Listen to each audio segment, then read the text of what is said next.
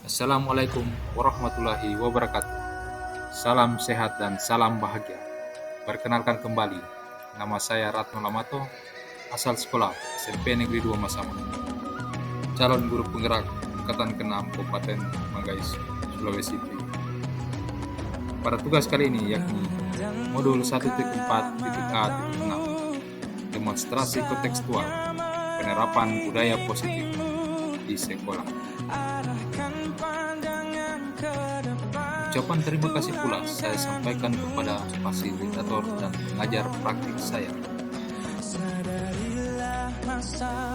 Seperti yang telah kita pelajari pada materi-materi sebelumnya, bahwa restitusi adalah sebuah cara menanamkan disiplin positif pada murid. Pengertian restitusi sendiri adalah proses menciptakan kondisi bagi murid untuk memperbaiki kesalahan mereka, sehingga mereka bisa kembali pada kelompok mereka dengan karakter yang lebih kuat.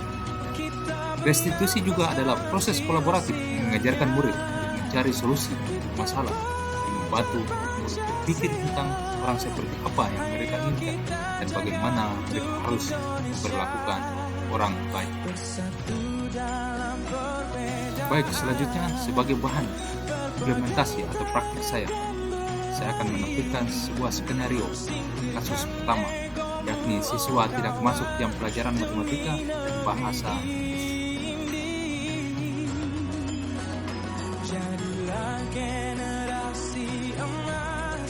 Oh Dika, masuk, silakan. Dari mana saja Dika? Dari luar, Pak. Di luar sekolah ya? Iya. Kira-kira Dika tahu kenapa Pak Guru bisa undang ke sini? Tidak tahu, Pak.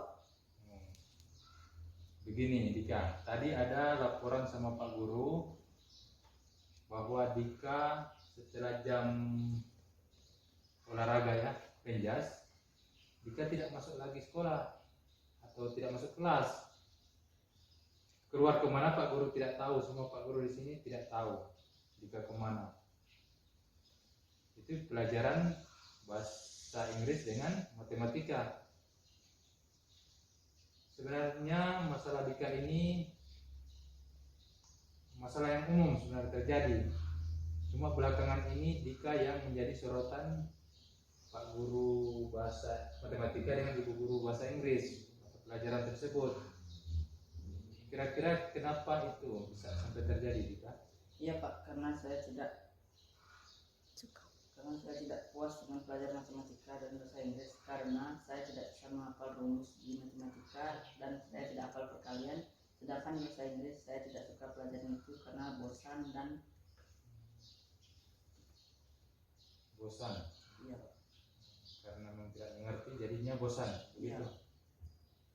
Baik Dika. Sebenarnya Bapak di sini mengerti apa yang kamu sudah ceritakan ini, mengerti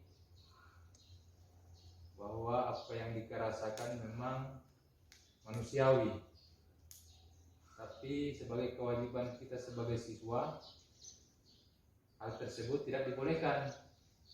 Karena tanggung jawab sebagai siswa dan aturan yang ada di sekolah tidak membenarkan seperti itu. Bisa Dika pahami?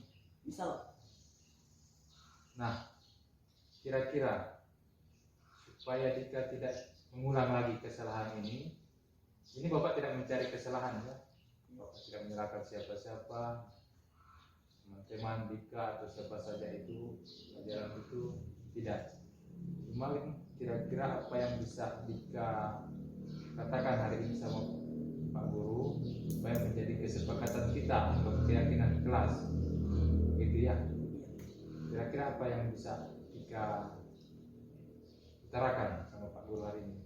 Yang saya lakukan ingin meminta maaf sama guru matematika dan ibu guru bahasa Inggris, dan pada satu tidak terlalu dalam pelajaran itu. Kemudian saya ingin meminta bimbingan tambahan untuk pelajaran itu, dan saya ingin meminjam buku untuk dibawa pulang dan biar bisa belajar di rumah.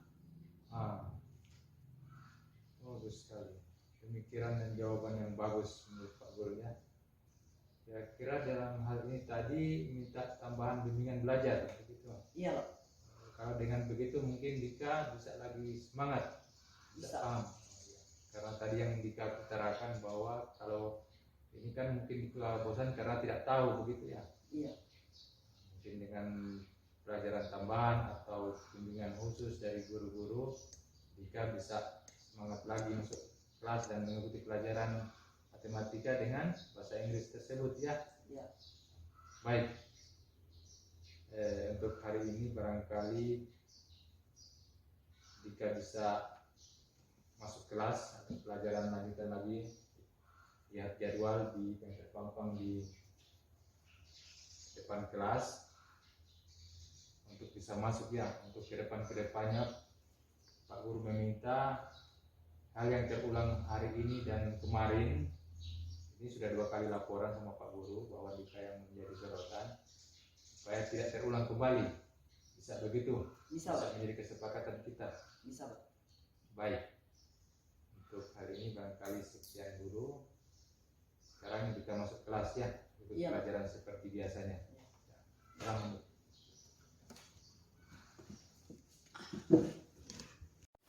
Selanjutnya pada skenario kasus kedua, yakni siswa keluar sekolah pada saat jam istirahat tanpa meminta izin guru piket.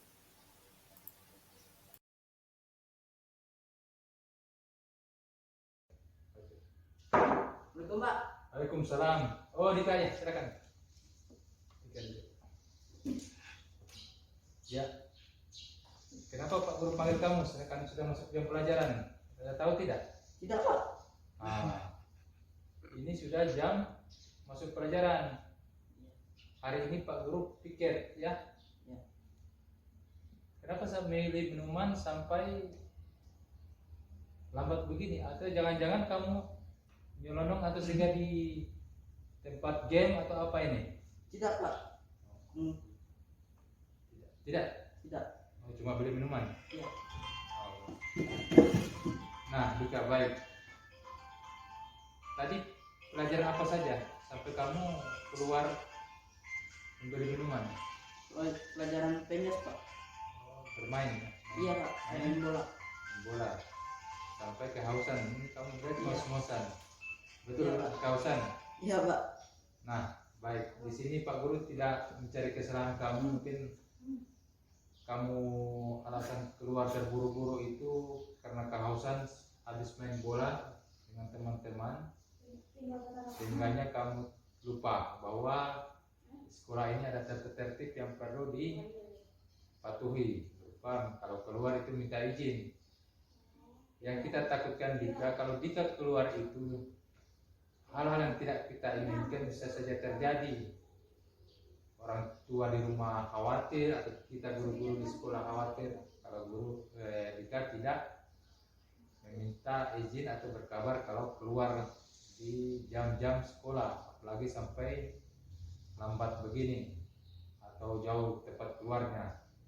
Misalnya Dika kecelakaan atau hal-hal yang lain tidak diinginkan, kan bisa jadi kita dan orang tua di rumah, orang tuanya Dika tidak tahu hal itu. Nah, ketika terjadi apa yang tidak diinginkan sama Dika, kita tidak tahu apa-apa. Nah, itulah yang kita hindarkan untuk hal-hal yang demikian itu.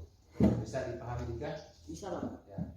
Di sini Bapak tidak menyalahkan Dika, cuma sekedar nasihat untuk ke depan tidak diulangi. Nah, untuk kesepakatan kita untuk kedepannya, besok lusa Dika tidak mengulangi lagi kesalahan yang sama seperti hari ini. Apa yang bisa Dika katakan ya untuk sebagai kesepakatan kita bahwa tidak akan terulang hal yang sama. Saya minta maaf Pak kalau gitu, supaya saya tidak mengulangi kesalahan yang sama lagi. Lain kali saya akan bawa air minum dari rumah. Bisa begitu Pak? Nah, itu jawaban yang bagus Dika.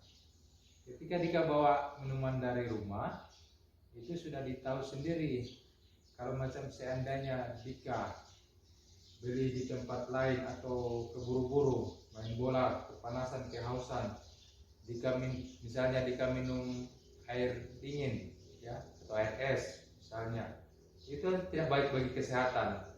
Nah, ketika Dika bawa minuman dari rumah, apa yang Dika sampaikan tadi, main bola, kepanasan, kehausan, tiba-tiba kantin di sekolah tutup. Nah, Dika sudah ada bekal untuk diminum, tidak ngos-ngosan atau keburu-buru mencari minuman tanpa memperhatikan tata tertib sekolah. Kan begitu, bisa dipelajari atau Dika bisa patuhi apa yang sudah ditetapkan ini. Apalagi juga Dika sebagai kesepakatan kita tadi, Dika sudah meminta maaf, Dika mencari solusi apa yang terbaik buat Dika untuk tidak mengulangi kesalahan. Ya, barangkali untuk tidak menyita waktu Dika untuk masuk di kelas mengikuti pelajaran, sekarang Dika boleh masuk kelas ya.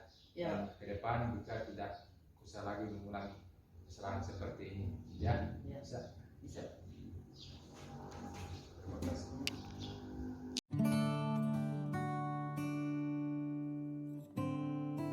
Terima kasih dan Assalamualaikum warahmatullahi wabarakatuh. Salam guru penggerak.